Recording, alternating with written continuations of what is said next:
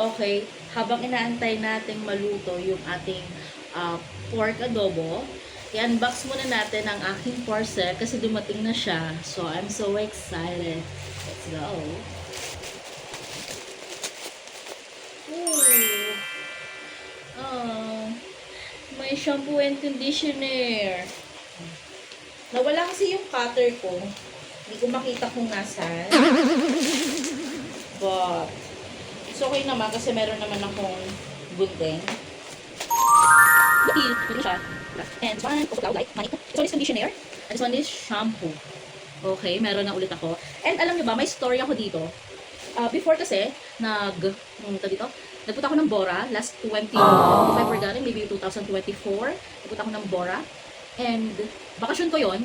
And nung umuwi ako galing vacation, first choice ko actually is other countries. But I just want to know how beauty Philippines is. What? Okay, anyway ba kasi, ganito, kaya ko siya nahanap, yung product na to. Kasi nung nasa ibang bansa pa lang ako, nakikita ko na siya. Nakikita ko na siya na yung content creator na yon is nag-release ng ganyan. Okay, nagawa siya ng kanyang product, shampoo, conditioner. I think before is shampoo, before shampoo and conditioner, yeah, right? Shampoo and conditioner before. Yung content creator kasi na to is, pinalo ko na siya before pandemic and minawatch ko yung mga movies niya and nakuhook talaga ako and I'm a fan of her. Okay, so I trusted her. So hindi ako nag-hesitant na mag-buy ng kanyang product kasi kahit mismo siya ang gumagamit nito and kita ko naman sa hair niya na maganda. So ayun nga, fast forward. Nagpasalon ako, napupunta ako ng dagat. So, sino baliw? Eh ba ako? Eh di ako din. Nagpariband ako that time with reband with treatment. Tapos, lulusong ako ng dagat. So, ano yun? Eh di yung buhok ko is kukulot din, babalik din sa dati. So I asked the staff in the salon kung ano yung pwede kong gawin para hindi siya bumalik sa dati kasi ilulusong ko siya sa dagat. And you know, they stop like 1 or 2 minutes like staring at me like, nagpariban ka, tapos punta ka ng dagat. Like, yeah, hello, fault ko yun. So anyways, tinanong ko siya kung ano yung pwede kong gawin para hindi bumalik yung curly ng buhok ko. Was ilublob ko yung buhok ko sa dagat. And sinabi niya sa akin, bago daw ko lumusong ng dagat, is maglagay daw ako ng conditioner sa aking hair. Una, hindi ko alam kung anong klaseng method yun or anong something na, di ba? Hindi ko talaga alam, wala akong idea. So, but I followed her. I followed her because syempre siya may idea siya sa mga ganyan, especially for the hair because she's working in the salon. So, wala akong experience since, ayun, sinunod ko kung ano yung payo sa akin nung hairstylist doon sa salon. And since nakita ko na nga to before, bago pa ako nakauwi dito sa Pilipinas, inadtokart ko na to sa Orange Up, okay? Inadtokart ko to sa Orange Up and ayun, tinry ko na talaga siya kasi mukha na maganda and I like her. I like the CEO of Manik. Hello, Nicole Taluwag. And ayun nga, talagang ang bala ko lang dito is itatry ko lang siya. Ipapuko sa hair ko kasi nga, pupunta ako sa dagat. Even na marami naman ang conditioner, madami naman talagang, hindi natin alam, marami naman talagang conditioner dyan, di ba? Pero, ewan ko, bakit ko siya sinubukan? I don't know. But anyways, sinubukan ko na siya, nilagay ko na siya, sinunod ko yung sinabi sa salon na maglagay ako ng conditioner before ako lumusong sa dagat. And, nung nakarating na kami ng Boracay, nandiyan kami sa dagat. As in, halos wala na akong pakialam kung tumikwas pa ang buhok ko or something o ano. In-enjoy ko talaga yung dagat. As in, in-enjoy ko kasi ang ganda talaga, nakaka-mesmerize talaga yung Boracay. If you don't know, guys, Boracay talaga. Boracay, Philippines is the one of my favorite island here. Oh my God, mamemesmerize ka talaga sa ganda.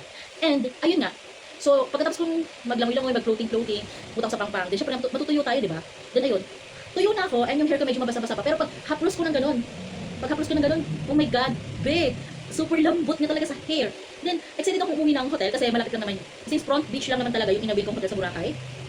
So, ang lapit lang, halos 2 minutes lang or 3 minutes na doon ka agad sa accommodation, sa hotel. I mean, then, pagtingin ko talaga sa mirror, bagsak na bagsak talaga ang buhok ko. Alam mo yung inirebanda ko, maganda na siya, pero nung ginamit ko pa tong conditioner, parang naka-premium hair na ako, napakaganda talaga, napakalambot, at hindi tumikwas. Pili ko nga mas gumanda pa nga nung ginamit ko to. So, actually yun lang talaga yung target ko kasi gusto kong, sinunod ko yung sabi ng hairstylist na gumamit ako ng conditioner before lumusong sa dagat. Pero hindi ko akalain na ang ganda pala talaga ng product na ito. Then, fast forward, nakabalik na ako ng ibang bansa, sa workplace ko before, and nag-order pa ulit ako ng ganito. Kasi dati hindi siya nakaganito eh. Actually, naka-bottle siya dati. I mean, meron siyang bottles. Yung dati kasi naka-bottle talaga yung binibili ko. Wala pa to eh. Wala pa tong ganito, naka-pouch. And ayun, then, dinala ko siya hanggang doon sa ibang bansa. Ito. Napapansin ko, na parang, medyo parang, nagkumakapal-kapal ang buhok ko dito. I mean, parang, something. Hindi ko maintindihan na, ang tibay ng buhok ko. Like before kasi, kahit ganyan ko lang, sukuli ko lang, meron talaga akong hair fall. And ito talaga yung problem ko. Na my hair is thinning and falling out. So ito talaga yung problem ko. So I just want to buy something. Dinala ko siya. Talaga nagdala ko sa alam kong hindi to available doon sa ibang bansa. So, nag-buy pa ako ng mga 2 bottles ng conditioner. At I think wala na siyang shampoo, conditioner na lang talaga yung pinorso ko.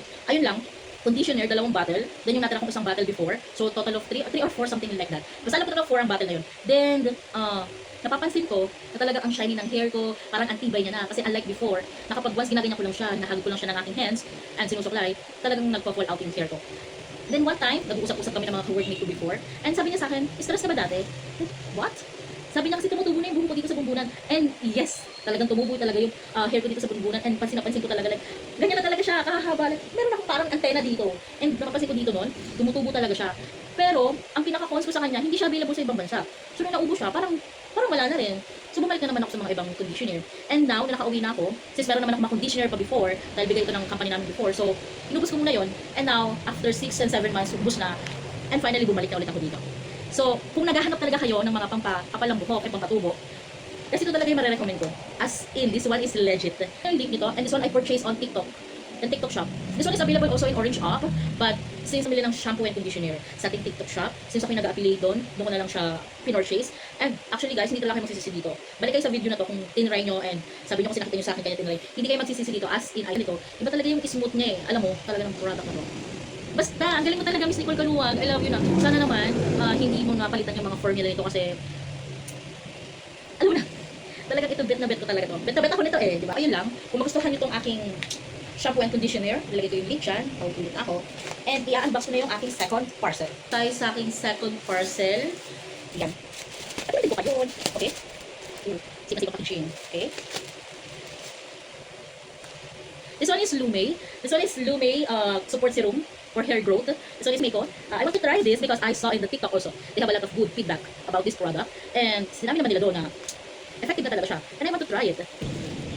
And marami naman siyang feedback. Itong Lume Rosemary Infused Hair Growth Support Serum. And sabi dito, Rosemary Infused Hair Growth Support helps reduce the appearance of hair thinning, okay? Promotes the appearance of hair growth and invigorates the scalp. Products that will help my hair loss and thinning. So, I think I found it. Let's try. Ito try ko pa lang naman siya. So, ibabalik ako to, yung review after maybe makatotohanan naman talaga kung mauubos ko tong isang bottle. So after maubos ko isang bottle, babalik ako for another review kung ano yung experience ko dito sa product na to. And ilalagay ko na rin yung link nito sa baba. Last one, this is my last parcel for today's video. Galing pa ito ng ano? Galing pa ito ng China. China. So, nakantay ako dito ng, I think, 5 days. Nakantay ako dito. And nakita ko lang siya, it's cute. So, let's try it. What do you think? It's cute, right? Mura ko lang ito nabili. Oh, I think this one, 74 pesos, isang peraso. Oh, not bad. Not bad. And nagustuhan ko talaga siya, nagustuhan ko dito is, ito, yung paggabi na dito sa gilid. See, it's giving. Like, social. See, this one is giving, right? Like, ang social niya, kahit sabihin natin, siya ay 74 pesos, ang ganda ng kanyang fitting. Sorry, my face was oily. Sorry, my face is oily. Alam mo na. Hindi ako masyadong nag-skincare talaga ngayon kasi super init. Alam mo, kahit naka-aircon ka na, wala pa rin talaga. Super init talaga. And this one, I think this color is, it's not actually white. Apricot? I think so, it's apricot. Ayan, same lang naman sila. Ayan. But, check lang natin. Hindi ko masyadong bet. I think hindi siya masyadong okay sa akin. Itong apricot color. I don't know. Baka magamit ko siya someday, di ba? So, sa dalawa na to, mas bet ko din. So, sa dalawang to, mas bet ko to. So, maybe, ito na lang pala itong gagamitin. It's giving, right? It's giving, okay? So, ngayon,